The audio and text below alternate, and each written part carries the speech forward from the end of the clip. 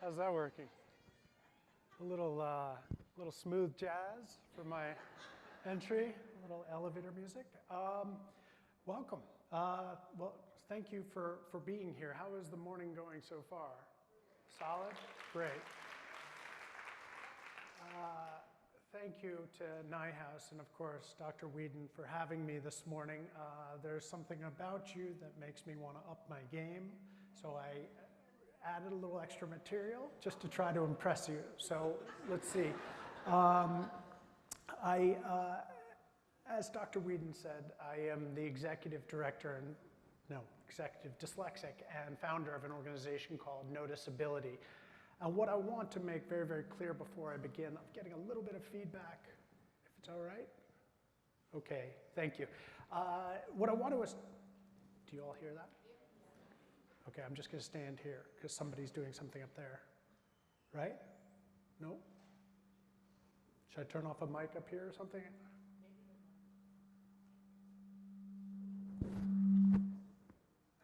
How's that? There we go. Good. Yeah? Okay. Excellent. So I want to establish very quickly what I am not. I am not a traditional educator by any stretch of the imagination. I am not a reading remediation specialist. I'm not a neuroscientist. I'm not a psychologist. I am quite simply a 46-year-old who has lived with dyslexia all my life.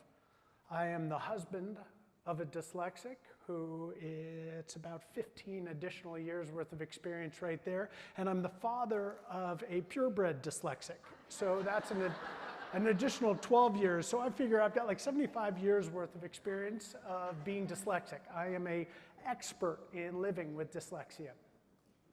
You know, I want to do three things this morning. And I told my wife that I had an hour with you, and she rolled her eyes and said, God bless them for having to listen to you for that long. I want to break it down into really kind of three segments. I want to tell you a little bit about my story. I want to tell you a little bit about the psychology behind, I think, my experience and many of your students. And then lastly, I want to tell you about NoticeAbility and how we've tried to come up with a solution to augment the great efforts that you do in terms of reading remediation. So, I was a 1973 baby, and I had the benefit of a very early diagnosis. I was in third grade. This is obviously rare for that time. This is in large part because my mother was a child developmental psychologist and my father was a diagnosed dyslexic. So I had the benefit of a family with a level of awareness that could identify my struggle early on. I also had the benefit of being in an educational system in a fairly affluent suburb where I was able to get some of the supports that I needed in the public education space, and ultimately a family with sufficient resources to get me into a private education environment where I could really get the reading remediation that I needed. Now, I would like to say that because I had these benefits, that my trajectory towards success was very preordained. I think a lot of us in this space focus on reading remediation. If that is accomplished, it equals an empowered student. Well, I'm here to say that that is perhaps an oversimplistic model. Despite having these aids, these assistants in my life that were able to get me to where I needed to be academically, I couldn't help but to internalize that daily exposure to failure, which I internalized, which I attributed not to a learning profile, but to who I was as a person.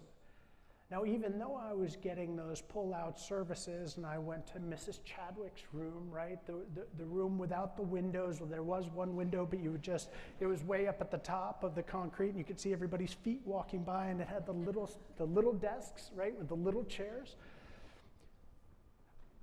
I had the ability to do or to experience what you all do in terms of reading remediation, but that exposure to that process made me feel as if I was the toy that came off of the production line broken in some way. I needed to be fixed. That's where I went to get re-engineered every day. And that process of getting up when everyone else went to study hall and I would walk slowly, that's a little bit premature, but that's okay. Can we scroll that back? Surprise. That process of walking to Mrs. Chadwick's room while everybody else was going to study hall or perhaps to recess further compounded this notion that I was dysfunctional in some way. And over the years, what I did was I internalized that to the extent where my self-esteem became malignant. I think that's probably the best description. As I felt continuously deficient, I started to look to external ways to reinforce who I was. And as I got into high school and college, and self-medication became an opportunity, that desire to fill the void inside of me became even more detrimental.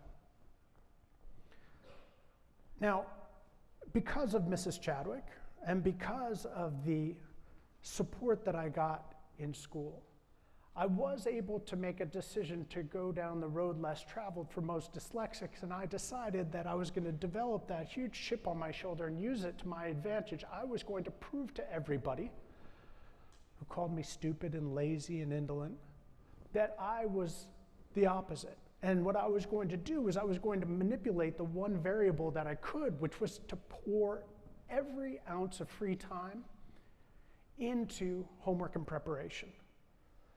So starting at 7th grade, my daily routine was to come home from school at 5 p.m., work straight through, maybe a half an hour for dinner, and finish my homework at midnight. That was my daily routine. And what I realized was that by manipulating that free time that I had, I could produce the results that I wanted, and I could score academically in a way that I felt indicated who I was. And as a result, was able to create an application to a college and get acceptance into a small liberal arts school called Bates College up in Maine, which is on the opposite end of the spectrum of University of Houston. I walked around this campus. This is like, we had 1,400 students. I think this has 14,000.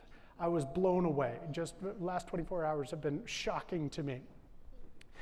But at Bates College, the most desirable voice to have, the one that curries the most favor, the one that garners the most accolades, is the voice that ingests content, thinks about it in such a way, and produces an original thought.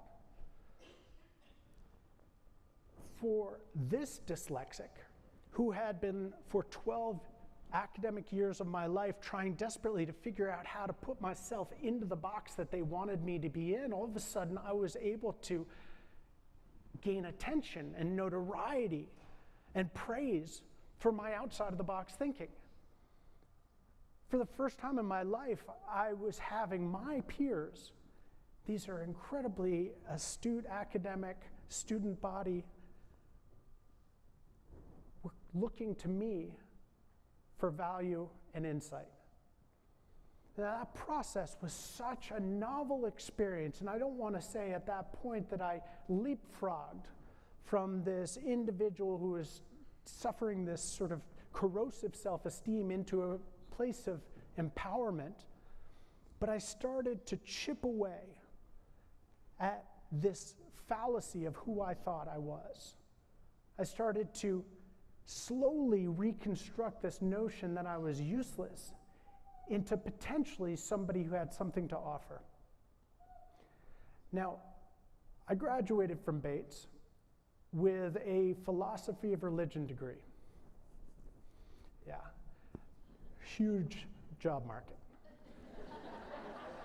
So I did what I thought would be the next best step. I don't recommend this. But at the age of 23, I bought this little tiny restaurant on a resort island off the coast of Massachusetts.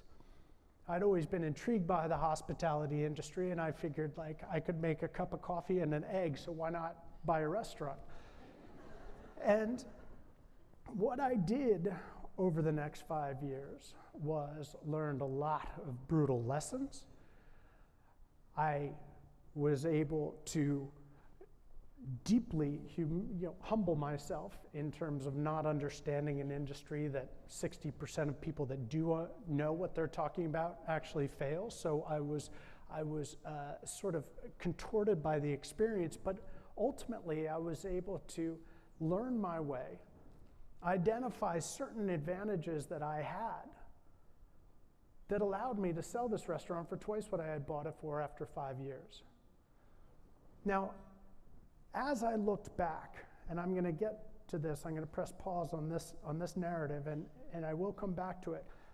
But what I started to recognize after selling this restaurant was that my dyslexia had played a pivotal role in beating these odds, in becoming a success in this very, very challenging industry. First and foremost, I was accustomed to the work schedule that a restaurateur has to maintain because, let's be frank, I had been working 50, 60-hour weeks since I was in 6th grade. So to me, that tenacity and that perseverance that comes with being dyslexic was immediately applied to a very competitive industry, and as a result, I could succeed in that space.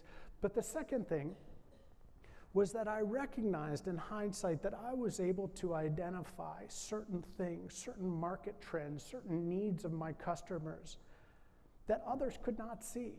And I was able to pivot my business. I was able to manipulate my offerings to meet the needs of my clients in a way that others quite simply could not. This, I now realize, based on the emerging neuroscience that we now have at our disposal, was a direct correlation to my dyslexia.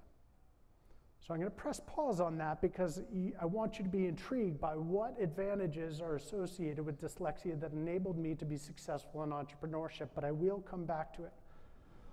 This is when I become a pseudo-psychologist. There's 4 buttons. I just pressed one. I'm going to press another. Whoa, look at that. All right. So as Dr. Whedon indicated, and it was like you had looked at my deck before you did. Would she shaking her head? She had not. That's just me. We're synchronized. See that? That's why I think you're so great. I looked at the work of Martin Seidenberg. Excuse me. We're just talking about Seidenberg in a second. Forgive me for forgetting names. See, I just qualified as dyslexic. See that, right? You're like, he doesn't sound dyslexic. Oh yeah, no, he's definitely dyslexic. It'll come back to me. But what this neuroscientist recognized was he was doing an experiment on dogs that he would put into the electrified cage, right? He would have one half that was electrified and have a safe zone and a barrier in between.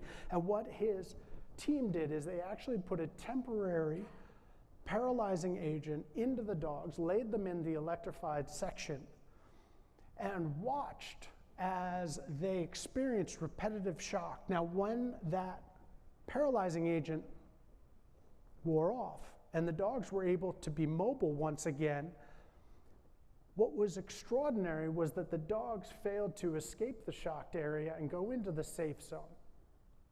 Now, this is the genesis of learned helplessness. This is the mind frame that I believe many of us who have dyslexia experience on such a repetitive behavior, such a daily exposure to this helplessness that we ultimately wind up giving up. But what is interesting is not so much the process that happened in this experiment. What was intriguing was the rehabilitation of the dogs themselves. What they discovered afterwards was that in order for the dogs to regain that capacity to go into the safe zone, the lab technicians literally had to pick the dog up and manipulate its limbs to show it how to jump over the barrier and get into the safe spot. It was that assistance from the lab technicians and physically showing them that process that allowed them to regain a sense of capacity and ability. I'm going to come back to that in a second. I think that's fascinating. What it turns out, let's see, which button was it? Nope. Seligman, very similar. It turns out that Seligman, who was doing his work in the late 1960s at University of Pennsylvania, was working almost parallel with Albert Ellis. Albert Ellis was identifying the fact that the source of irrational mental behavior was a compounding effect between an activating event, a belief that arises from that activating event, and the subsequent consequences of that interpretation. So let's pause and think about what the dyslexic is experiencing in the classroom. The activating event, here's the process of learning how to read. The result, failure. The belief, I am stupid. I can't do this. I need to give up. The consequence, behavioral issues, lashing out, class clown, fill in the blank, you know the type. Nearly 40 years later, Seligman revisited this work and produced the theory of learned optimism. So Seligman creates learned helplessness in the late 60s. 40 years later, comes out with learned optimism. What he identifies as the key to disrupting this change is essentially D, disputation. Encouraging a child, an individual, to identify contrary evidence to the belief system that they have been operating under. Take, for example, Mrs. Chadwick. Mrs. Chadwick providing me with the tools to start decoding, start increasing my fluency and literacy, that provided me with counter evidence to this narrative that I was stupid, indolent, and broken. What comes from that process is energization. This self-fulfilling prophecy that when one sees evidence of their impact, their capacity, and starts to disrupt this previously detrimental interpretation of event, belief, and consequence, the individual starts getting into a cycle whereby they see stimulus in a completely different light. They see evidence of their impact, their efficacy within that stimulus, and it begets the belief system, which leads to the consequences, positive in this case, and ultimately a continuation of that loop, right?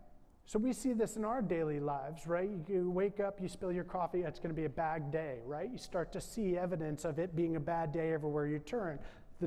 Your spouse gets you a cup of coffee in the morning, it's going to be a great day, right? And you start to see evidence of that. What Seligman was doing was creating, I think, a synopsis of what we as educators have the capacity to intervene in this disputation phase.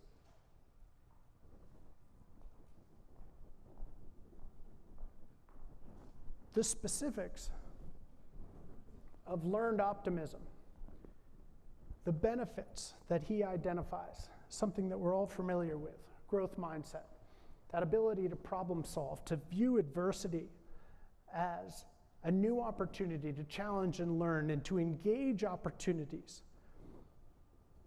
When I was sitting there at Bates College and I was getting this positive affirmation, this disputation of my narrative that I was broken, all of a sudden I was starting to acquire this ability to start to see within myself opportunities to engage, grow, and persevere.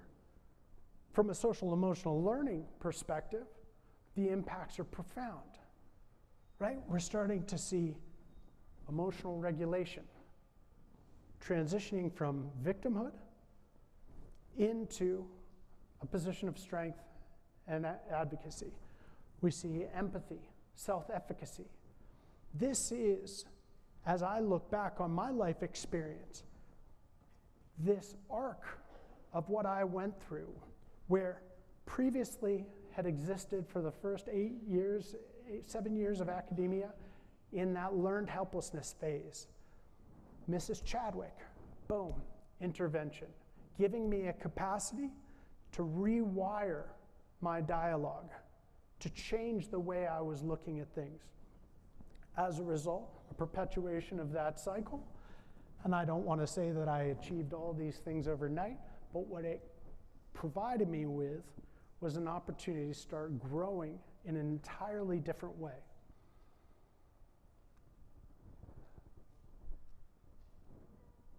How we generate this sort of reaction in the classroom, Seligman distills into 3 basic inputs, right?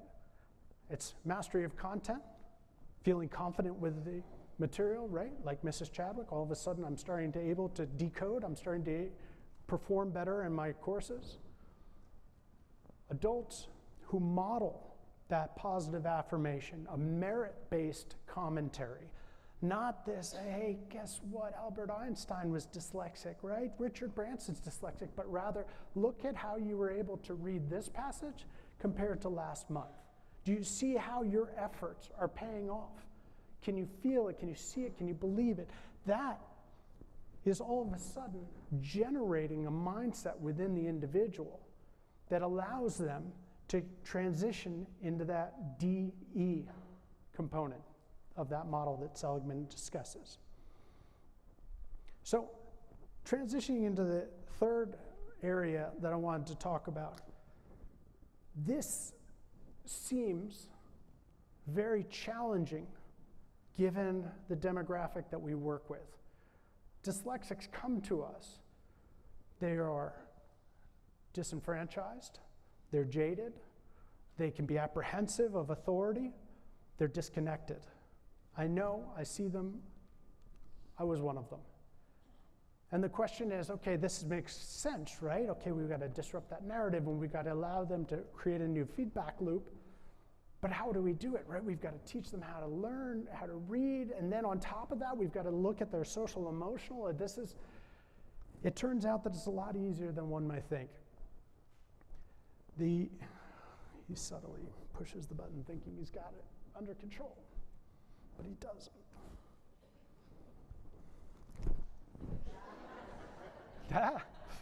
It's really, I don't think that really happened, but I'll do that again next time. If you haven't read this book, this is the book to read. I had been working in the disability space for a previous organization. I met with the head of a school called Lab in DC. And I was having this amazing discussion with the head of school, and then she abruptly got up and walked out. For this dyslexic, that's never a good sign. So I sat there patiently, palms sweating. She came back and put this book in front of me. And like a good dyslexic, what I did is I took that book and I put it on my shelf with all the other thousands of books I've never read. And it looked beautiful. It's got a nice spine. It's got nice bright yellow and stuff like that. But ironically, so many people recommended that I read this book that I eventually, blew the dust off and cracked it open. And what I found within it was perhaps one of the most cathartic experiences of my entire life. What Doctors Brock and Furnett-Ide have done is they have collected years, decades worth of work with dyslexics from very young students to older professionals. And they have compiled a portfolio, if you will, of these dyslexic strengths that are unique to this population. What they've also done is they have then determine how those dyslexic strengths apply to certain professional paths where we as a population tend to be overrepresented in terms of success, juxtaposed against the general population. The top 4 that I identified was entrepreneurship, engineering, architecture, and the arts. The 700 Club, and this is what's so fascinating, the 700 Club, the authors describe as a set of Fortune 500 CEOs, global entrepreneurs, all of whom scored a cumulative of 700 or less on their SATs. And the authors asked them, what was it that allowed you to pivot your destiny, if you will, from somebody who is sort of doomed academically into this place of extreme empowerment? And the most fascinating part is that the response that each one of these individuals gives is exactly the same as the one previously. Each one of them can tell you with explicit recollection the individual, coach, uncle, friend, parent, who stopped at one moment and recognized, wow, you're really good at that. It's pretty cool. You're really great at that. That's it. You're excellent at that. You're great at that. That basic interaction was all it took for these individuals to change their life trajectory. When we go back to Seligman's model, and we're talking about that disputation, this is that moment where a population is so ravenous for positive affirmation that all they need is that kernel of reassurance that they are worthwhile, that they can grab, put in their pocket, and pursue a life of fulfillment. Now, I am not a global CEO, global entrepreneur, but I did have my 700 Club moment. I was 23 years old. My father was dying of cancer. He needed me to work on this fence in the backyard. My father was very demanding of me. I couldn't ever do anything right. I went out and I created a really unique solution to preventing the dog from getting out underneath this one section. And my father, again, on his sort of literally his last legs, looked out and he said, "It's a pretty good job." That utterance, which I can remember to this day, was all I needed to believe in myself. Something that was so, I don't know, blasé, something that was so unimportant in terms of what he was saying to me, but what I heard was something that enabled me to pursue things that I never dreamed of, one of which was buying that restaurant soon after. So maybe I didn't interpret it, maybe I was over energized in that case, but the point was that you, as educators who are providing that moment of evidence that these kids are able to achieve something and master it, and providing them that positive affirmation is far more impactful than you may actually imagine. So what I saw from this opportunity was a solution to my parenting concerns. My wife had just given birth to our son. I was looking at this little kid, realizing that I had a major moral dilemma. Was I going to be complicit, and I mean that word sincerely, in sending him into an educational system that was going to do to him what it did to both me and my wife? Or was I going to grasp some of the epiphanies that came out of the Dyslexic Advantage and create something that could possibly buoy his self-esteem while he went through that reading remediation process? And so I live in Boston, Massachusetts, a home of Harvard and MIT, and We've got a lot of contacts there through schools and sporting events, this sort of thing. And I went to some of the universities and these professors and I said, look, what I want to do is I want to create something whereby we can expose middle school students to these professions that we know will dovetail with their cognitive advantages and provide them an opportunity to get re-engaged in the educational process. And then once we have them hooked, we can supply them with all the social emotional learning and the executive functioning that these students need in order to succeed academically. And what I want to do is I want to circumvent text-based learning, not because dyslexics don't need to learn how to read, they absolutely do, but to give them a moment of reprieve from the difficulty of having to decipher and then find out where the knowledge is behind these squiggly lines. Give them an opportunity to engage in genuine, authentic inquiry. Well, what better way than to harness these supercomputers, right? We've got one in our pocket, right? We have all of these modalities afforded in an online environment: audio, video, graphic, pictorial imagery. And what we can do is we can circumvent that text-based learning and simply speak to them in an organic way, ways that they learn. So luckily, these professors thought this was a worthwhile endeavor, and they threw a lot of grad students my way and a lot of support from a professor level. And what we did is we've created now 4 curricula, actually 3, 2 of them are blended: entrepreneurship, the arts, and engineering and architecture.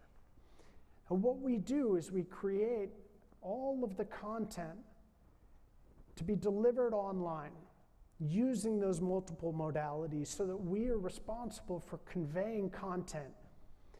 And then we work with educators, both domestically and overseas, to provide them with the project-based learning structure that they need to support that online learning.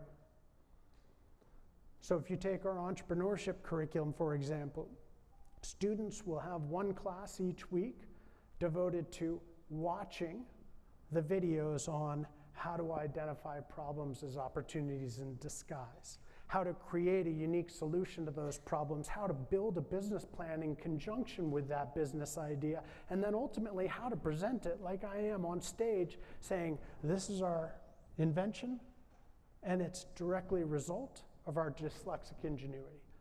Now, that whole process happening online then segues into the 2nd class each week, where you as the educators are in charge of setting up those project-based learning environments.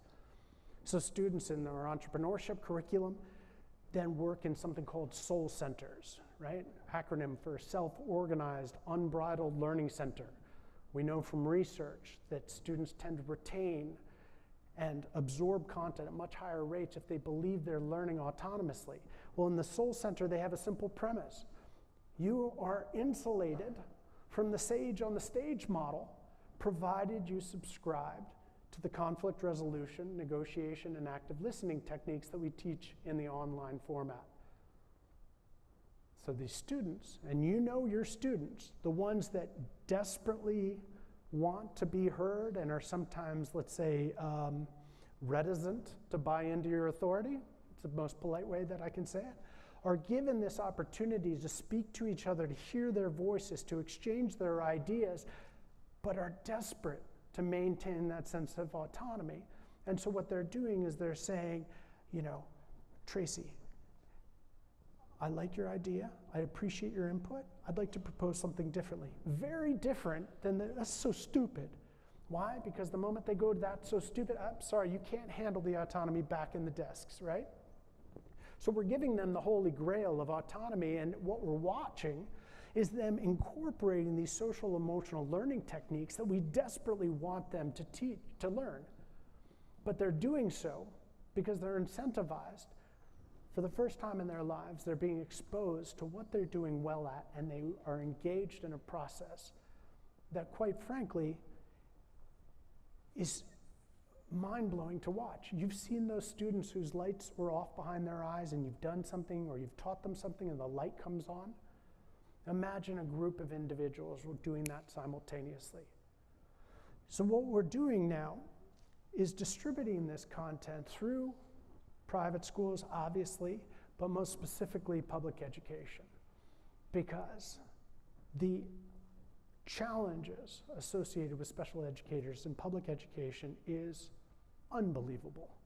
The more I learn, the more I think that you're sprouting wings as you work every day. You have got one of the toughest jobs on earth. What we're trying to do is provide a tool that you can implement alongside your reading remediation so that students are getting, yes, the remediation they need, but the social emotional support that they need. That is how we produce competent and confident individuals. So I want to show you just an example of one of our videos, and please make note of how we're using those different modalities to convey the message, right? Very little text, visual cues, prompting the spoken word. Oh, thank you. Wow, forgot I had these two slides. I never work with slides because I'm dyslexic. I like to just kind of freewheel. But I wanted to impress Tracy, so here I got slides today. You know, just as an aside, you all know there's a cross-dressing comedian out of the UK, Eddie Izzard, right, who's dyslexic. And he says that he never knows what he's going to say on stage, but he says it's like being on a highway, and every so often he gets off on an exit and he explores a little neighborhood, but he gets back on the freeway and eventually winds up at his. That's my speaking style. So here's a neighborhood that I forgot I was going to mention. So we can go to the next slide. This is just sort of re-emphasizing how it is that we work. We've got individuals, no matter where they are in the world. We've got an online instructor training. It's only 2 hours that enables them to understand the sort of rudimentary components of dyslexia from a neuroscientific perspective, as well as the social emotional learning needs. And then teachers are able to implement one of our 3 curricula, okay? The idea is that a student, based on there's sort of the continuum of a dyslexic's attributes and challenges, if they go through all 3 of our curricula, the idea is they will inherently find, we hope, that 700 Club moment. The idea is that many of the students that we serve may not have that support at home. They may not have the compassionate coach or the aunt or the uncle. And so what we want to do is we want to create a systemic solution to activating that 700 Club moment that isn't externally dependent. And so we have, unbelievable to me, we actually have partners who have come forth from the Netherlands and from Hong Kong and from Brazil who have translated our content into Portuguese, into Mandarin, Cantonese, and Dutch. And so they are distributing our content in those countries. Like I said, though, the video that I had hoped to play, you're doing so good up there.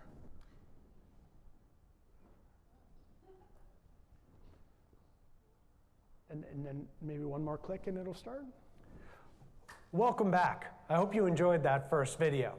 Now this video has got some real substance to it. There's a lot of material I'm going to throw at you. But you can always pause and rewind and fast forward, so take it at your own pace. What I'm going to be speaking to you about are the strengths of dyslexia. We have put it into a very easy acronym, which is basically taking the first letter of a bunch of words and creating a new word. It's called MIND, M-I-N-D. That's easy to remember. Each one stands for a different strength that dyslexics have. M, material reasoning. I, interconnected reasoning. N, narrative reasoning. D, dynamic reasoning. Don't worry, I'm going to explain all that in a second. The one thing to remember is that you've got 2 things that you can download from this session that can are essentially notes and a worksheet, okay? One is called the Mind Strength Review handout, and the other one is the Mind Worksheet, okay? You'll find both of those in this lesson, and you can print those out and use them as a reference. You can go back and read them, okay? Now, what I'm talking about, that M-I-N-D, those mind strengths, comes from a book called The Dyslexic Advantage. Definitely get your parents to read this or listen to it yourself. What they describe are these 4 characteristics that we have that we do better than almost everybody else in the world. Now, the first one is called material reasoning. Have you ever seen a blueprint, which is a drawing of a building, but it's on a piece of paper? And have you looked at it, and all of a sudden in your mind, you can actually see what that building is going to look like? Almost like as if you're in a game of Minecraft. You've already built up that blueprint, and all of a sudden you can see the house. And if I said, okay, now go to the back door, go through the kitchen, go up the stairs, and turn left, what room is there? And you're like, well, it's the bathroom. That ability is something dyslexics have.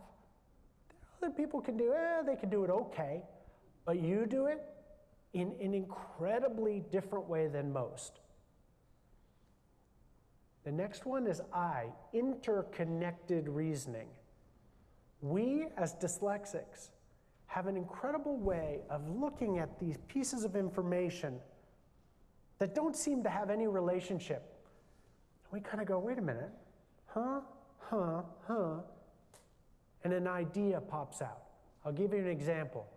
Imagine this woman is standing in the rain on the corner of a street in downtown Boston or New York, and she's waiting for a cab, and there's no cab coming, and she's freezing.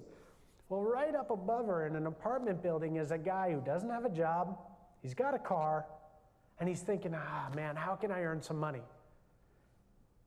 They've each got a cell phone. And we as dyslexics say, wait a minute, what if we made it so that they could communicate and he could get in his car and give it a ride, and what do you get? Uber. This is how we think. Most people say, oh, I don't know, he's just gonna not have a job and she's gonna get wet. No. We can see these ways of bringing together these different ingredients and creating a new idea that other people haven't considered. Narrative reasoning, M-I-N-D, narrative reasoning. Narrative reasoning is our ability to tell a story, to remember things in our life with like such detail that it's like we're reliving them as we speak. How many of you wanted your parents to get you a new bike, okay? Now you didn't just go up and say, hey, Dad, I need a bike. You said, Dad, imagine this. If I had a bike, you wouldn't have to drive me to baseball practice. I could just get on that bike and you can stay home, drink your cup of coffee, and read the newspaper. What's the difference between, hey, I want a bike, and what I just explained? We're telling a story.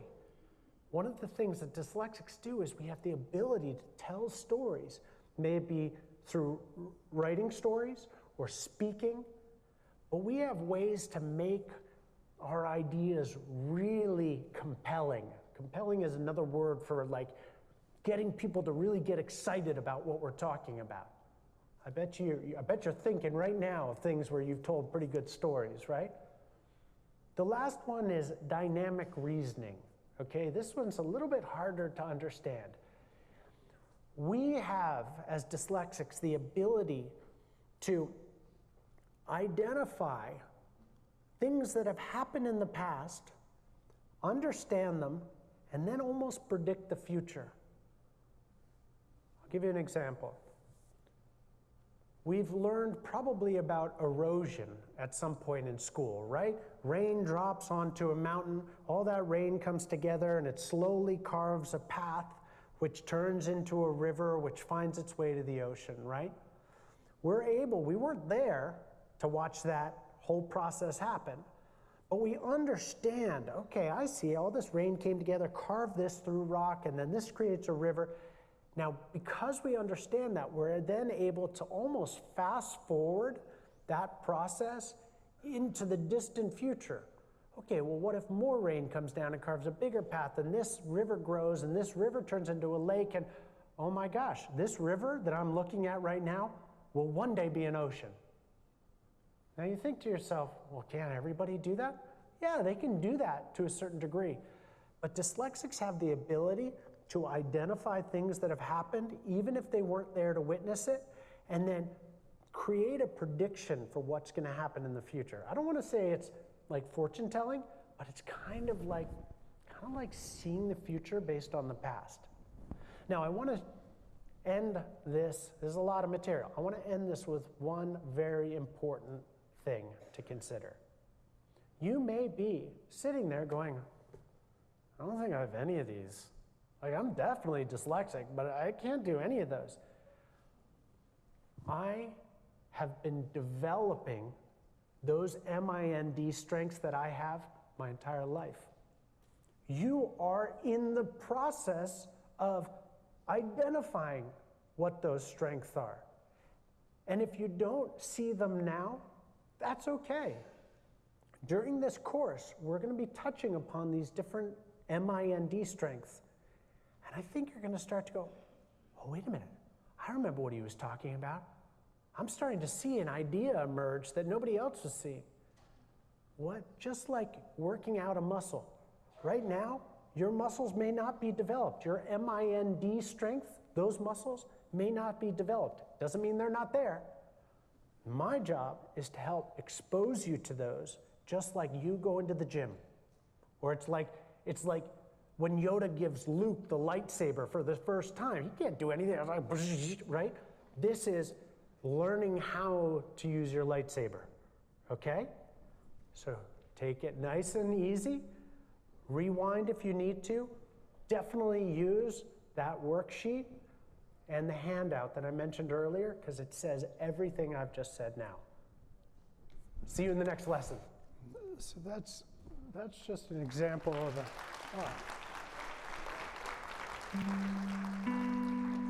Oh, we can pause this for a second if you don't mind. So that idea of introducing these students to these attributes that they have that they may not recognize or are directly correlated to their dyslexia is a vital moment for that empowerment model, right? It's providing them with that disputive moment where they can start to look at their assumptions about their dyslexia in an entirely new light. Now, throughout the course, we're going into those MIND strengths and juxtaposing them against the different talents that are required or the different skills that need to be developed in those different professions. So what we're doing as educators, going back to that original Seligman of learned helplessness experiment, is here are these kids that have essentially lost any sense of control about how much effort is going to actually produce a result, and they've given up. So what we're trying to do is, just like those dogs and the laboratory assistants, we're trying to mimic them. We're showing them literally what the process is of becoming re-engaged, and then providing them with irrefutable evidence through exercises of where those attributes lie. Now, 5 minutes, it's okay. I get extra time. I'm dyslexic, it's okay. Just kidding, just kidding. So the point is this. I'm so surprised I went for an hour. I was really concerned that I wouldn't be able to fill the time. We have an amazing opportunity in front of us. As Tracy was indicating, the prison population, the drug and alcohol abuse rates among this population are astronomical compared to the general population. But we also know that despite being educated in a system that was very much geared towards those that can learn how to read effortlessly, we still have 35% of all entrepreneurs who are dyslexic, and 40% of all self-made millionaires who are dyslexic. And up in Boston, dyslexia is called the MIT disease. Okay? We have an incredible opportunity to not only change the individual's lives and unlock the potential that lays dormant, but to prevent the opportunity cost to both the individual and society. When we talk about 49% of individuals in the state of Texas being incarcerated that have dyslexia, imagine the minds that are currently atrophying that had they been engaged both with reading remediation and with a model whereby they can start to recognize their inherent self-worth. How many individuals would be in a position to be changing the way our world operates as opposed to being locked away? I happen to think, and I will close on this and then one last video just because I get to swear in front of a bunch of teachers, is the 21st century marketplace as I look at it. The two biggest threats that we're facing are automation and outsourcing. When we look at this profile of jobs that dyslexics tend to do better in, they are by definition both not outsourceable and not at risk of being codified. Oxford University says that 47% of all American jobs are at high risk of being automated. You cannot automate entrepreneurship. You cannot automate art. You can't automate engineering and architecture. Nor can you ask a firm in India to create a University of Houston building, because you need to understand the user experience. You need to understand the community that you're working in. I get very excited when I look at the potential of dyslexics and specifically the 21st century market, because I see an opportunity for you all to change the lives of these students, for us to potentially help lift them into a place of empowerment. And no longer are we looking at Maslow's hierarchy and trying to simply fit the bottom 2 or 3 rungs. Education is a stepping stone to self-actualization. We have the potential to help these kids. And the irony is that the more that we help, the more change agents we're going to have. And Google famous dyslexics, from Einstein to Ford to Thomas Edison to the laundry list is obscene of dyslexics who've changed the world the way we operate. So I'm going to show one last video, and then I'm going to leave. And in the meantime, I'm going to drink from this awesome Dutch dyslexic water bottle. How cool is that, right? I was in Holland last week, and there was like, we get more of these. The better you do, cooler water bottles. Is that not incentive enough? We're going to skip the next one. And actually, can we skip this one? We'll go to the next one. Tell me about school. I remember being in that 6 or 7 year old bracket where we're introduced to this concept of letters and this notion of reading, and I remember thinking to myself, Dean, you're such an idiot. Reading is an artificial technology designed to record human speech and transcribe it in a convenient way. The moment all of a sudden that you introduce printed word, you are taking knowledge and then hiding it behind a veil of obscurity, so that our ingenuity now is focused on literally decoding, dissecting this mirage in front of us to then get behind and see what the actual learning is. The invention of reading was so important. Some people's brains just didn't match up with that invention, and they kind of lost out. And 100 years ago, that was disaster. There was no way for you to do anything but menial work. Okay, fast forward to the 21st century. High-level thinking brings us back to the visual spatial. It was sort of hands-on 3D thinking, but you're using computer graphics, compressing lots and lots of information to a visual message, which you can use to understand a tornado or the movement of the climate and the ocean currents. And the people who had the trouble learning to read are the ones who are really best at this new technology. There's some emerging research that's showing people with dyslexia may process pictures and other things in different ways from typical readers. And there's a big debate. So is dyslexia a gift or a curse? To be honest with you, I think it's an absolutely bullshit question. Successful dyslexics that I know attribute their success to the tenacity they had to cultivate in order to overcome their reading challenges. How on God's green earth could that be a curse if the moxie, the grit, the perseverance that you cultivated in that learning process now stands to be one of the things that distinguishes you from your peers? You would have to pry it from my dead fingers to take my dyslexia away from me. So that's a documentary that's hopefully being made. All I can say in closing is, please don't give up on my little dyslexic siblings. We are so worth it. We need you so much. You can't understand. And if we do our collective job right, there's going to be a lot more dyslexics speaking from a global stage, attributing their ingenuity and their talent to the neurodiversity. And as far as I'm concerned, that's one of the last frontiers of civil rights. So thank you so much for having me this morning.